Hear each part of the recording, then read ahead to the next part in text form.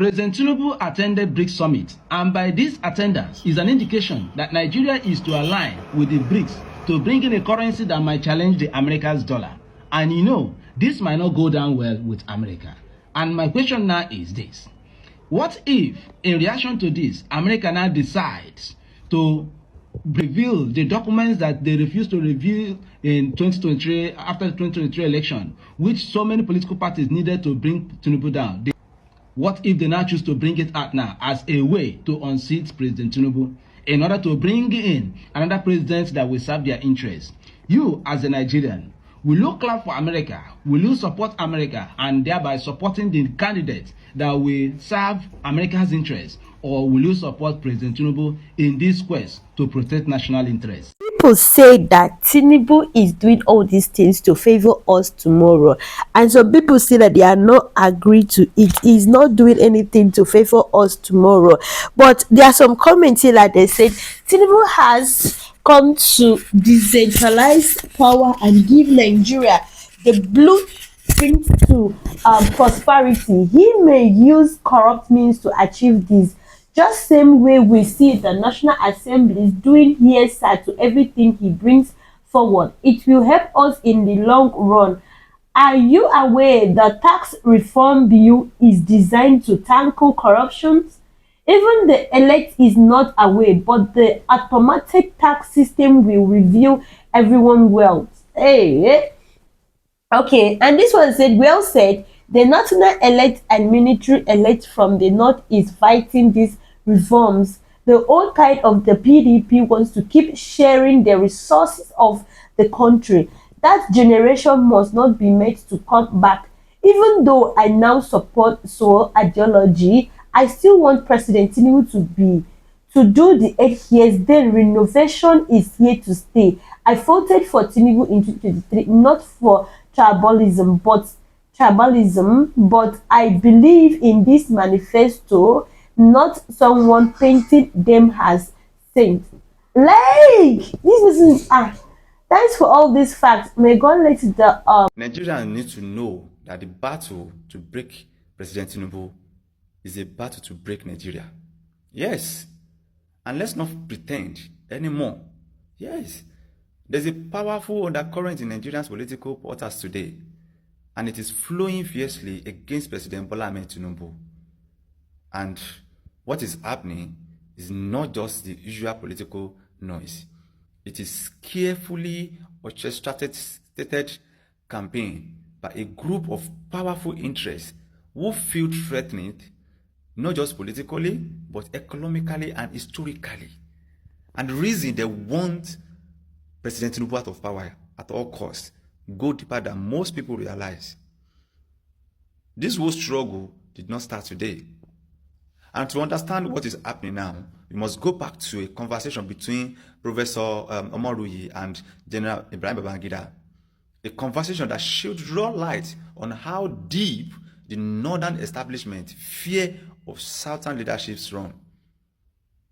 That conversation, documented in Omoruyu's book, The Tale of June 12, reveal a mindset that is both old and dangerous persistent. Out of that discussion, there was a message from the Sultan of Sokoto. He warned General Babangida that allowing the election of MKO Abiola, a Yoruba man and fellow Muslim, will undo the gain the North had made since independence in 1960. Imagine that. Even though MKO was well liked and not seen as a threat in personal terms, his ethnic identity alone made him unacceptable to northern power brokers. The Sultan made it clear that the North could not afford a Yoruba presidency. He believed it would shift the balance of power and allow the Southwest to reverse the decade of northern dominance. And according to the account of Professor Moruyi, a message was sent to Babangida that the June 12 election must not go forward. And Babangida, in a moment of candor, told Omoruyi that Yoruba people behave as if Nigeria cannot move forward without them, and adding that the Igbo should teach them a lesson. Seriously, it was a disturbing statement, but it revealed the hidden bitterness and competition that have plagued Nigeria's leadership structure for years. It also showed how much fear and hatred of Satan ascendancy still exists behind closed door. And what played out in 1993 is no different from what we are seeing today.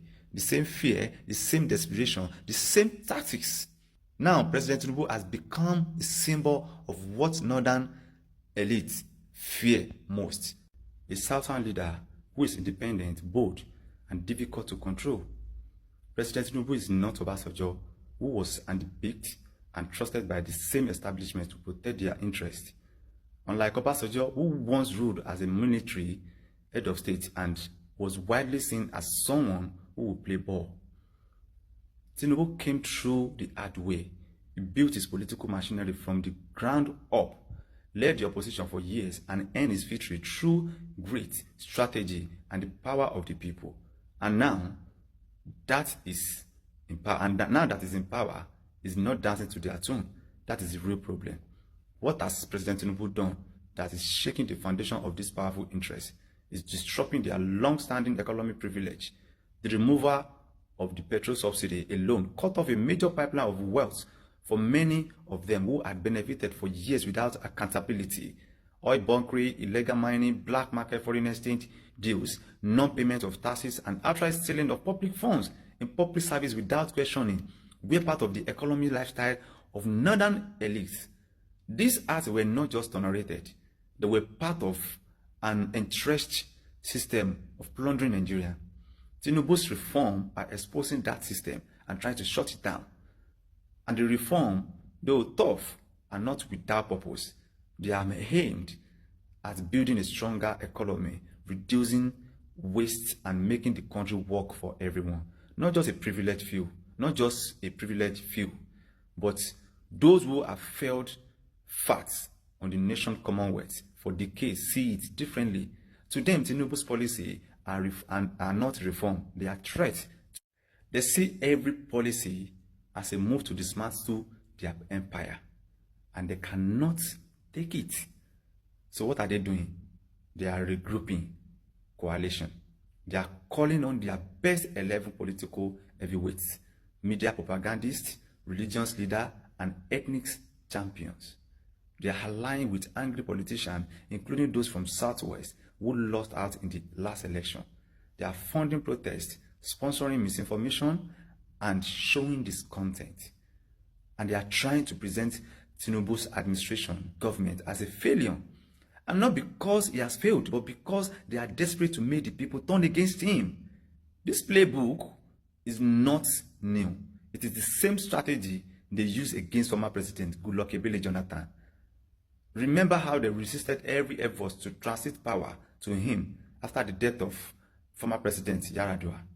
How they labeled him incompetent, weak, clueless.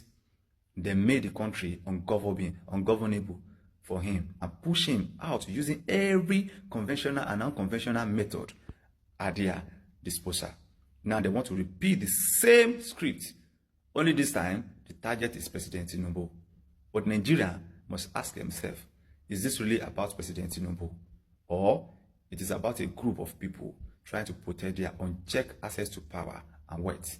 The bitter truth is this: if we allow these forces to succeed, Nigeria will return to the same cycle of backwardness we have been trying to break since independence. The old system will come back stronger, bolder, and ruthless. The same forces that have looted our resources, undeveloped our regions, and used religion and ethnicity to divide us will be back in control. All the efforts to create a fair and just Nigeria will be wasted. No one is saying President Tinubu has done everything perfectly. No leader ever does that. But what President Tinubu represents is a turning point in Nigeria's political history. For the first time in a long while, the person at the top is not a puppet. He's not afraid to make a decision.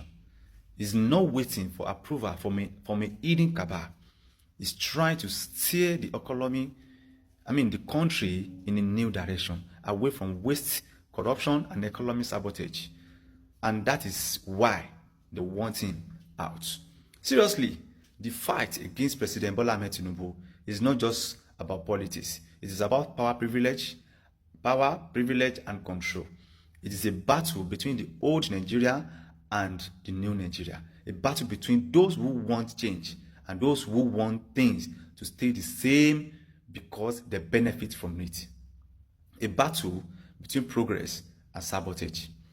But this time, we must not let them win. We must see through the lies, the propaganda, and the distractions. We must recognize what is at stake, not just for President Tinubu, but for all of us. If they succeed in removing President Tinubu, they will also remove every hope for real change in this country. If they succeed, they will send a message that no Southern leader who is not a puppet can ever survive in power. If they succeed, they will find the dream of balance, of a balanced Nigerian where leadership is based on merit, not manipulation. Nigerians, this is the moment for Nigerians to stand firm, not because Tinubu is perfect. No, but because Nigeria deserves a chance to be governed by someone who is not beholden to any hidden master. We must support the reforms President Bola Ahmed Tinubu's administration is going through. We must endure the temporary pain for the promises of lasting gain. We must resist the attempt to throw the country back into chaos just to satisfy the greed of a few. Because if we allow them to remove President Tinubu now, we are not just removing a president. Yes, I'm telling you, we are removing our last chance at true national progress. Let's not betray our future. Let us stay the course. Let us protect the reforms. Let us defend the hope.